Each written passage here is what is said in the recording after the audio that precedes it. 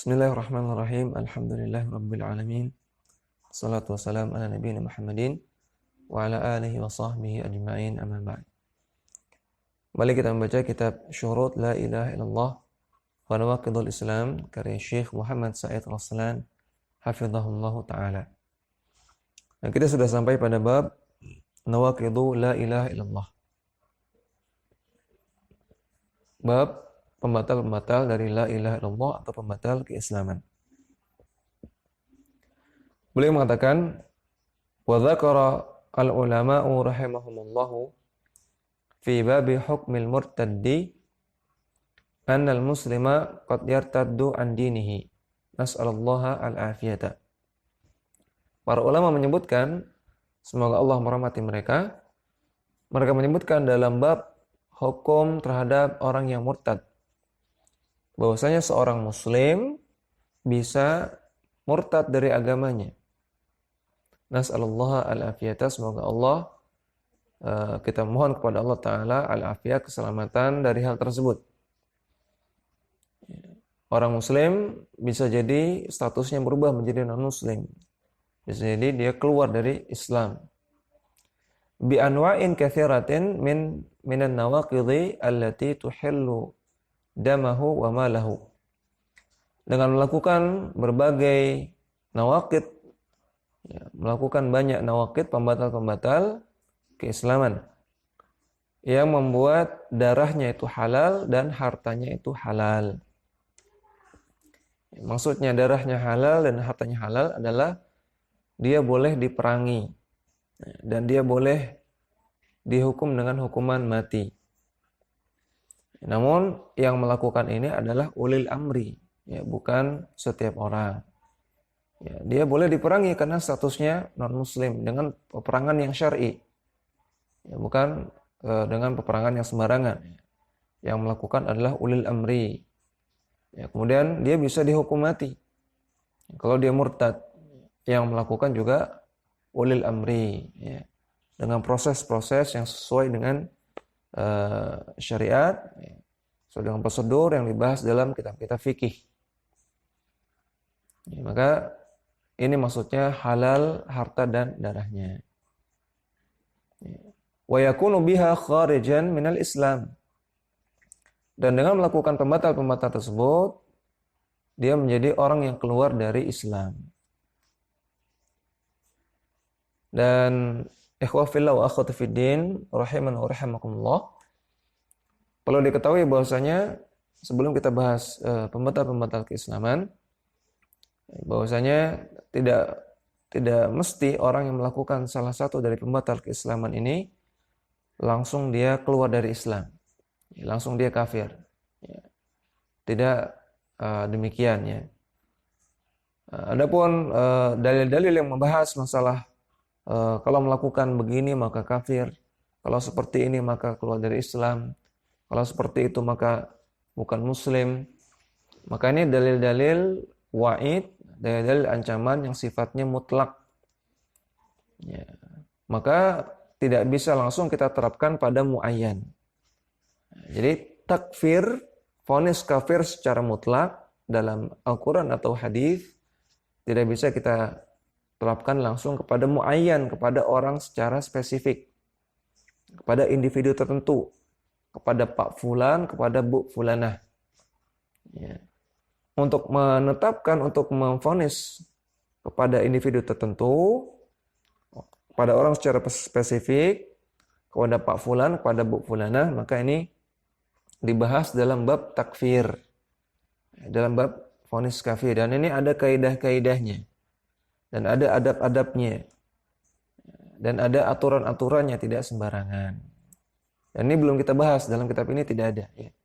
Ini baru kita bahas hal-hal apa saja yang bisa membatalkan keislaman.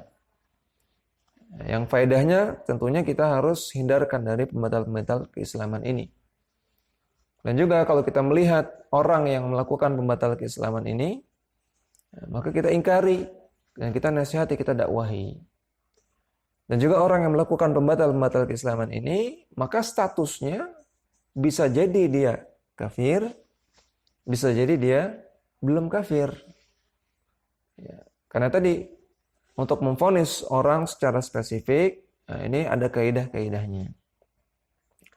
Syekhul Islam Ibnu Taimiyah rahimahullah mengatakan, la'nul mutlaqi la yastalzimu la'nal muayyani. Laknat secara mutlak tidak berkonsekuensi laknat secara muayyan, secara individu pada semua orangnya. Alladzi qama bihi ma yamna'u luhuqul la'nah lahu. Yang berkonsekuensi qama bihi atau alladzi qama bihi ma yamna'u luhuqal la'nati lahu, yang orang tersebut dia memiliki hal yang bisa menghalangi terkenanya dia dari laknat. Jadi kata beliau, la'nul mutlaqi la yastalzimu la'nal muayyani alladzi qama bihi ma yamna'u luhuqal la'nati lahu.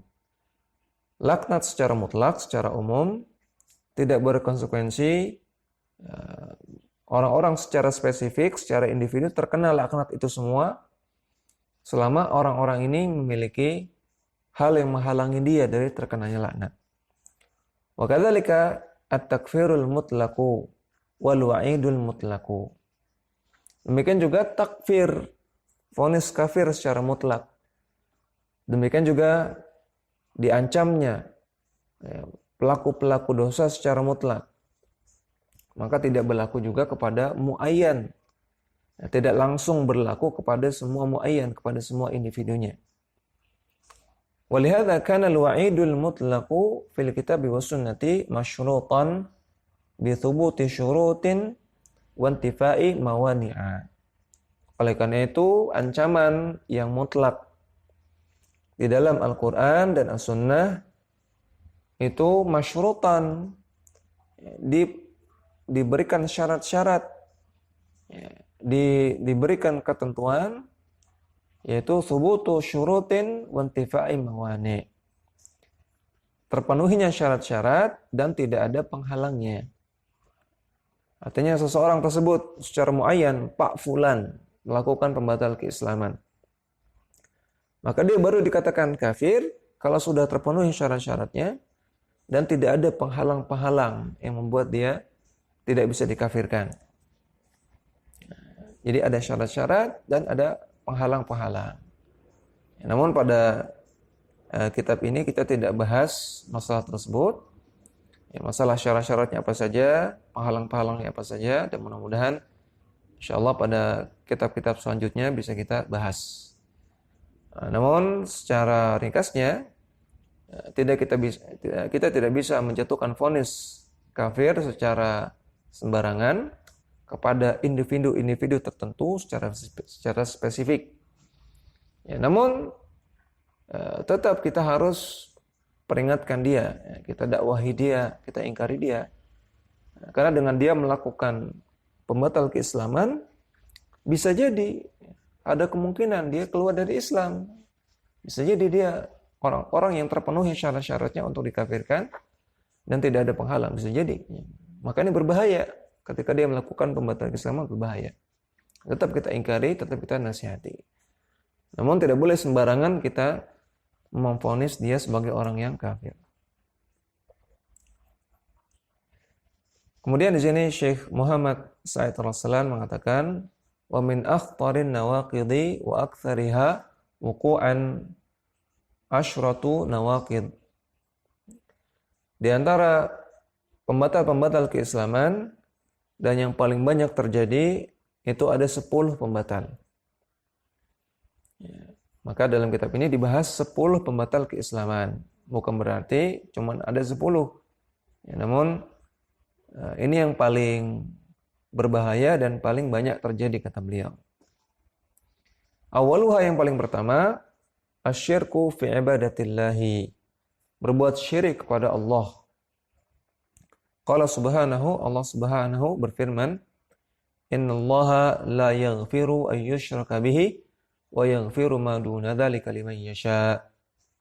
Sesungguhnya Allah tidak mengampuni perbuatan syirik kepadanya, namun Allah mengampuni orang yang melakukan perbuatan dosa yang bukan syirik. Liman yasha, bagi orang-orang yang Allah kehendaki. Surat An-Nisa ayat 38. Ayat 48. Maka dari ayat ini Allah katakan Allah tidak mengampuni dosa syirik.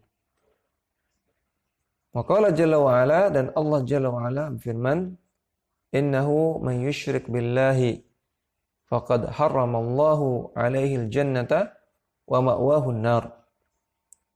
Sesungguhnya orang yang berbuat kesyirikan kepada Allah, faqad harramallahu alaihi al-jannah, Allah telah haramkan bagi dia surga, dan wa ma'wahu an-nar, tempat kembalinya adalah neraka.